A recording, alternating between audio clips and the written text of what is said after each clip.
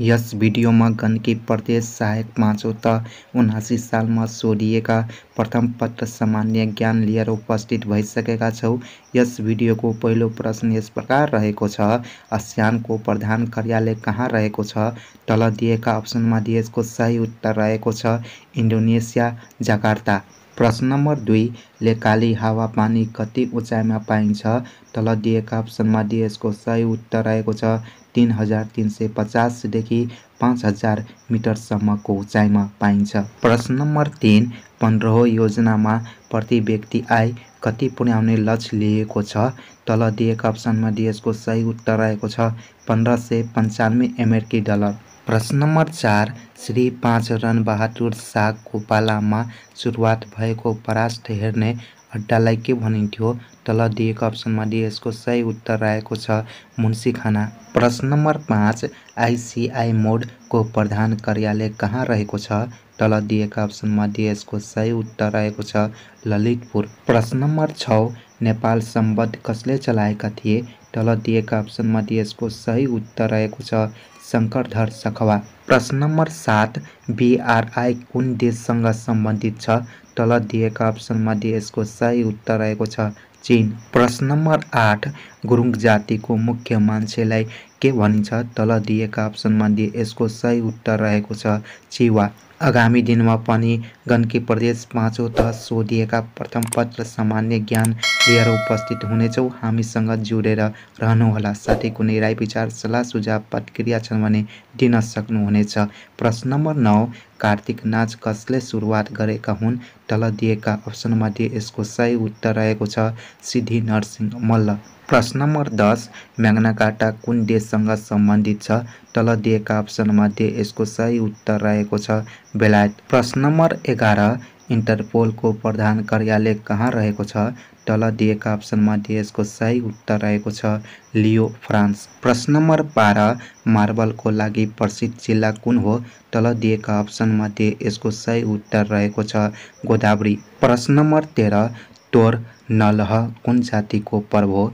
तल दिएका अप्सनमध्ये यसको सही उत्तर रहेको छ थकाली। प्रश्न नम्बर 14 नेपालमा कृषि गणना कहिलेदेखि सुरु भएको हो? तल दिएका अप्सनमध्ये यसको सही उत्तर रहेको छ विक्रम सम्वत 2018 साल। प्रश्न नम्बर 15 नेपाल जैविक विविधतामा कतिऔं राष्ट्र हो? तल दिएका अप्सनमध्ये यसको सही उत्तर रहेको छ 49औं। प्रश्न नम्बर 16 ब्रुटल्यान्ड कमिसनको स्थापना कहिले भएको हो? तल दिएका अप्सनमध्ये यसको सही उत्तर रहेको छ सन् 1983। प्रश्न नम्बर 17 येल्लो एलर्ट केसँग सम्बन्धित छ? तल दिएका अप्सनमध्ये यसको सही उत्तर रहेको छ जन्डिस। प्रश्न नम्बर 18 विचित्रताको महादेश कुन महादेशलाई चिनिन्छ? तल दिएका अप्सनमध्ये यसको सही उत्तर रहेको छ अस्ट्रेलिया। प्रश्न नम्बर 19 ककेसियानामा कुन कुन देशमा पर्दछन्? तल दिएका अप्सनमध्ये यसको सही उत्तर रहेको छ अर्मेनिया, अजरबैजान र जर्जिया। प्रश्न नम्बर 20 चङ्गु नारायणमा कुन भगवानको पूजा गरिन्छ? तल दिएका अप्सनमध्ये यसको सही उत्तर रहेको छ विष्णु भगवान। प्रश्न नम्बर 21 गण्डकी प्रदेशमा प्रदेश सभा निर्वाचन क्षेत्र कतिवटा छन्? तल दिएका अप्सनमध्ये यसको सही उत्तर रहेको छ 36 वटा। प्रश्न नम्बर 22 विक्रम सम्वत 1990 को भूकम्प जाँदा नेपालको प्रधानमन्त्री को थिए? तल दिएका अप्सनमध्ये यसको सही उत्तर रहेको छ जुड शमशेर। प्रश्न नम्बर 23 विश्वकप फुटबल 2022 कुन देशमा सम्पन्न भयो? तल दिएका अप्सनमध्ये यसको सही उत्तर रहेको छ कतार। प्रश्न नम्बर 24 सूर्यलाई आफ्नो अक्षमा परिक्रमा गर्न कति दिन लाग्छ? तल दिएका अप्सनमध्ये यसको सही उत्तर रहेको छ 25 दिन 5 घण्टा। प्रश्न नम्बर 25 ठिक बेठिक छुट्याउनुहोस्। 1 मौलिक हकको हनन भएमा कानुनी उपचारको लागि न्यायालय जान सकिन्छ। 2 संवैधानिक इजलासमा कानुन मन्त्रीलाई पनि आमन्त्रण गर्न सकिन्छ। तल दिएका अप्सनमध्ये यसको सही उत्तर रहेको छ 1 सही 2 गलत। प्रश्न नम्बर 26 बजेट प्रक्रियामा P1, P2, P3 को अर्थ के हुन्छ?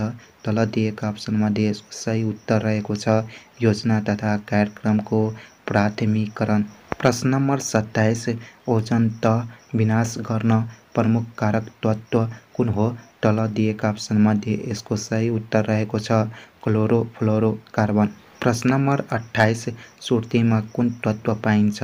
तल दिएका अप्सनमध्ये यसको सही उत्तर रहेको छ निकोटिन।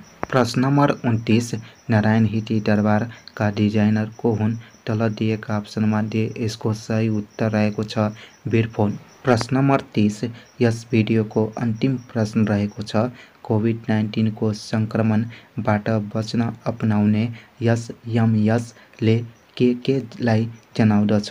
तल दिएका अप्सनमध्ये यसको सही उत्तर रहेको छ sanitizer, mask and social distance. आगामी दिनमा पनि हामी लोक सेवा आयोग गण्डकी प्रदेश सहायक 5औं त प्रथम पत्र सोधिएका प्रश्नसहित उत्तर लिएर उपस्थित हुनेछौँ। हामीसँग जोडेर रहनुहोला भन्दै बिदा चाहे। धन्यवाद। जय नेपाल।